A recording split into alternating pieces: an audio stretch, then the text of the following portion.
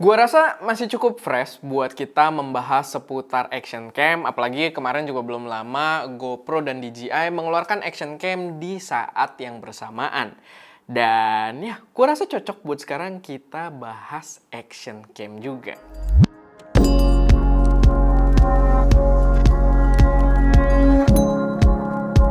Halo semuanya, selamat datang di channel SM Media dengan gue Erwin. Dan di video kali ini gue bakal membahas sebuah action cam yang menurut gue cukup menarik karena gue baru inget setelah kemarin GoPro dan juga DJI launching gitu ya, action cam barunya. Gue baru inget kalau gue punya sebuah action cam yang belum pernah gue bahas gitu. Walaupun mungkin review-review di luar atau review lain di Indonesia juga udah banyak yang bahas, cuman gua belum bahas dan gua rasa ini saat yang tepat karena sebenarnya kameranya cukup menarik juga. Apalagi kemarin yang bikin gua kepikiran itu adalah ketika peluncuran GoPro ternyata membawa fitur yang mirip dengan kamera ini. Kira-kira kamera apa? Ini dia. Dan ini bukan action cam-nya karena action cam-nya ada di dalam. Ini adalah sebuah charging case, jadi kayak AirPods banget ya, kayak TWS. Dan kameranya ada di dalam gitu ya. Ini adalah Insta360 Go 2. Jadi si Insta360 Go 2 ini dia adalah sebuah action cam dengan desain yang benar-benar compact. Jauh lebih compact dari action cam pada umumnya. Dan dia dijual seharga Rp4.199.000 terakhir gua cek. Dan harga tersebut kayaknya lebih murah dari waktu gua beli si action cam ini.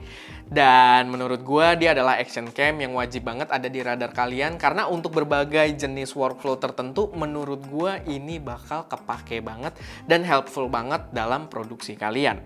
Lalu kenapa gue tiba-tiba inget kamera ini yang belum pernah gue bahas gitu ya. Jadi kemarin itu kan GoPro sama DJI keluar kamera baru. Kita lebih fokus ke si GoPro dulu aja karena fiturnya yang bersinggungan si GoPro ini. Jadi kalau kalian merhatiin GoPro Hero 11 itu dia membawa fitur baru karena ukuran sensornya udah lebih gede ya. Di aspek rasio 8:7. Jadi dia lebih gedenya tuh agak lebih tinggi. Jadi agak kotak bentuknya. Dan itu membawa satu fitur baru yang bisa berguna banget karena dia bisa reframing gitu ya. Dia bisa nangkep video itu bentuknya agak kotak dan di belakangnya atau di post productionnya atau ya ketika kalian transfer videonya kalian bisa pilih mau aspek rasio yang portrait atau landscape gitu ya. Jadi itu bakal kepake banget. Begitu juga kalau misalkan GoPro-nya miring, dia kan juga ada fitur baru di GoPro Hero 11 ini. Dia ada 360 stabilization. Jadi mau diputer seperti apapun, kameranya tetap bisa horizon gitu ya. Dan itu fitur yang dibawa oleh si sensor ini juga. Nah, di action cam Insta360 Go 2 ini yang padahal umurnya udah jauh lebih lama juga, itu dia membawa fitur serupa. Jadi dia itu bawa namanya Pro Video. Kalau kalian ngerekam di Insta360 Go 2 ini dengan mode Pro Video, itu gambar yang diambil, itu full gambarnya lingkaran.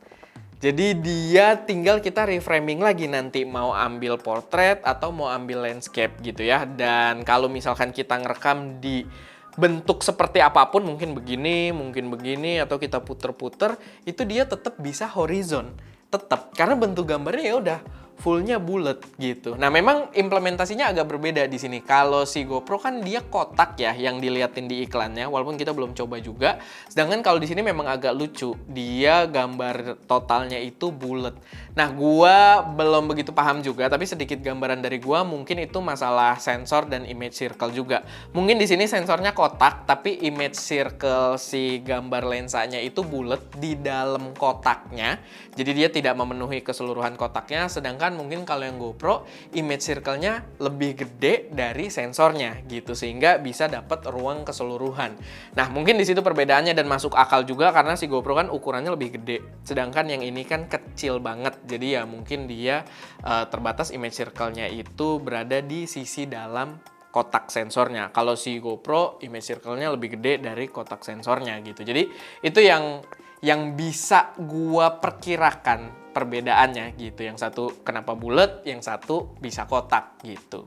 Nah, dari situ sebenarnya gue cuma pengen jelasin aja ke kalian kalau fitur yang dibawa GoPro itu bukan fitur baru gitu. Itu udah sangat familiar ada di Insta360 Go 2 ini yang gue rasain. Dan terlepas dari masalah fitur tadi, gue jadi pengen bahas juga gitu karena gue inget gue belum bahas sama sekali si action cam ini. Nah sekarang gue pengen bahas dimana gue sebenarnya udah pakai berkali-kali, termasuk kita pakai juga waktu review ke Karimun Jawa. Kalau kalian ingat pas kita ngerjain Nikon Z30, drone DJI Mini 3 Pro, sama satu lagi itu si Insta360 juga, Insta360 1 inch 360 ya. Dan itu sebenarnya kita bawa si action cam ini dengan footage-footage yang kepake juga di dalam reviewnya. Cuman kita belum pernah bahas si action cam-nya ini gitu. Tapi dari sedikit insight dari gue pengen video ini nggak terlalu panjang juga. Kamera ini benar-benar menarik gitu. Jadi ada pros cons-nya pasti dengan dia konsep yang beda juga dibandingkan action camera lainnya. Cuman prosnya pastinya dia enak banget buat dipakai gitu, gampang banget buat dibawa-bawa. Kalian juga punya sebuah charging case, tinggal masukin ke sini, dia ngecas gitu kan. Begitu juga kalau mau pakai, udah tinggal buka, bisa kita cabut juga. Penggunanya juga gampang banget, kalian bisa taruh dimanapun karena dia magnetik gitu kan. Dia juga bawa mounting-mounting yang unik, kayak contohnya di sini dia bisa buat POV, gue bisa tempelin di sini gitu kan, langsung nempel karena gue udah pakai kalungnya juga dari tadi, pakai pendannya. Dan karena dia magnetik juga di bodinya, kalian juga bisa tempel di berbagai surface yang mungkin ada magnetnya. Kalau ada surface besi atau magnet gitu ya, itu bisa buat naruh si action cam ini. Jadi banyak banget jenis penggunaan mountingnya yang bisa kalian terapkan. Punya hasil yang cukup bagus juga dengan sensor. Dia itu sensornya 1:2.3. Nggak terlalu kecil gitu ya. Masih mirip dengan sensor-sensor smartphone atau sensor action cam gitu ya. Pada umumnya masih menggunakan sensor ukuran tersebut. Jadi hasil gambarnya masih bisa gue bilang cukup bagus. Begitu juga suaranya. Suaranya gue salut gitu. Karena gue di sini nggak tahu ya posisi mic-nya di mana, karena yang gue tahu ini yang depan juga dia titik itu lampu indikator. Gue nggak tahu posisi mic-nya di mana, mungkin yang di atas ini mungkin, tapi suara yang dihasilkan itu bagus. Kita harus yang excited dong kelihatan depan kamera. Kita ngomongin apa nih? Gitu. Boleh. Boleh. Jadi perjalanan kita tuh hari ini sangat-sangat menyenangkan ya. Enggak biasa aja. Belum.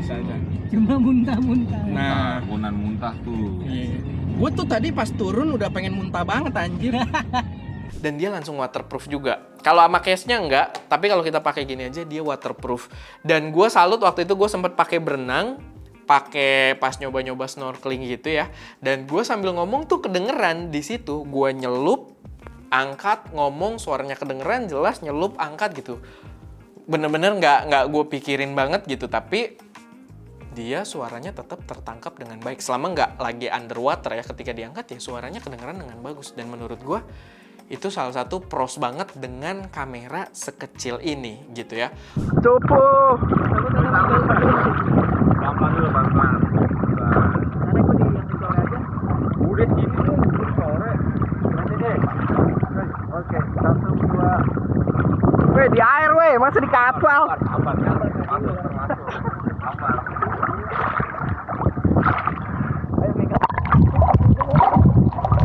Emang nggak ada. Tapi pastinya dia bukan tanpa minus juga. Memang apalagi konsep action cam dengan konsep yang berbeda kayak gini pastinya membawa pros and cons kayak yang tadi gue bilang. Dan dia ada cons-nya juga. Ada kekurangannya yang gue rasain dengan ukuran sekompak ini. Kadang cukup berbahaya karena dia gampang hilang. Gampang banget hilang gitu ya. Kita gampang lupa, taruh susah kelihatan. Kayak kita taruh ke sini aja, gue sering pas lagi review di Karimun Jawa juga gue kalungin kayak gini. Itu bahaya kalau pakai tas lempang. Karena kita nggak tahu dia bisa kena tali tasnya, plek, jatuh tanpa kita sadari gitu kan. Walaupun kalau cuma nggak kena apa-apa ya, kalau cuman guncangan apa segala macam dia kuat gitu. Sama angin apa segala macam dia kuat. Cuman kalau kena tali tas gitu ya, dia bisa jatuh tanpa kita sadari gitu. Itu sedikit kekurangannya. Sama dia juga mengalami overheating memang. Cuman yang gue rasain nih ya, gue kan pakai juga ke Karimun Jawa, yang gue rasain overheatnya nggak seburuk review-review head di YouTube. Karena banyak banget yang review nge-head kamera ini overheatnya katanya parah banget, kayak 2 menit ngerekam langsung overheat. Gue tidak merasakan itu, karena Di Karimun Jawa gue nggak mengalami overheat, ya mungkin karena angin pantai agak kenceng, dia cukup ketolong juga sama kita banyak main di air juga, jadi dia secara panas ketolong juga. Gue tidak mengalami overheat, cuman pas kita pakai lagi di Jakarta, sempat coba-coba buat video review mobil gitu, buat di dalam, dan dia mengalami overheat. Tapi itu bisa dikondisikan, kalau kita pakai Pro Video, dia lebih cepat overheat, itu mungkin sekitar berapa menit sekarang? 5 menit lah ya, sekitar 5 menit dia overheat kalau di Pro Video, tapi kita bisa pakai yang mode video biasanya aja, yang langsung video jadi 16:9 gitu, itu kurang lebih dapat 7 menitan gitu ya. Jadi ya memang nggak terlalu lama sih, maksudnya itu dalam sekali shot continuous ya, memang nggak terlalu lama, tapi ya balik lagi sebenarnya oke-oke aja gitu. Balik lagi bentuk workflow yang pengen kalian ciptakan seperti apa. Untuk penggunaannya kalau kalian lagi traveling, pengen ngasih lihat proses kalian check-in, mau ke kereta atau masuk pesawat gitu-gitu, gua rasa ini bisa jadi alat storytelling yang menarik banget. Dan gua pakai di Karimun Jawa buat berbagai pengoperasian yang kira-kira nambah-nambahin footage, takutnya gua nggak dapet gitu kan dari kamera luar, gua tambahin pakai ini untuk kasih POV gitu. Menurut gua oke banget gitu, dan gue bisa bilang ini salah satu action cam yang worth banget buat kalian consider. Tapi balik lagi kalian sesuaikan juga memang kebutuhan konten yang kalian butuhkan itu seperti apa, dan kalian harusnya udah dapat gambaran juga penggunaannya nanti seperti apa di workflow kalian. Tapi itu sedikit pembahasan mengenai Insta360 Go 2 yang sayang banget belum pernah kita bahas, padahal dia adalah kamera action cam yang sangat-sangat menarik. Tetap sebuah kamera yang menarik dan worth banget buat kalian pertimbangkan. Oke, itu aja sih. Semoga video ini bermanfaat, bisa jadi referensi buat kalian. Dan seperti biasa, kalau misalkan ada koreksi, saran, atau pertanyaan, silahkan taruh aja semuanya di kolom komentar. Itu aja, gue Erwin, di belakang kamera ada Ska. Dan jangan lupa untuk berkarya. Dan kita coba sebisa mungkin sih dapat akses ke DJI Action atau GoPro itu ya, biar bisa kita bahas juga. Gue juga nggak sabar sebenarnya pengen bahas, cuman barangnya juga belum available, brandnya juga nggak support kita. Terutama DJI gue pengen gue pengen call out kali gitu ya. Tolong dong, Avata udah gue bahas gitu kan berkali-kali, bisa lah support produk DJI Action 3-nya, Osmo Action 3.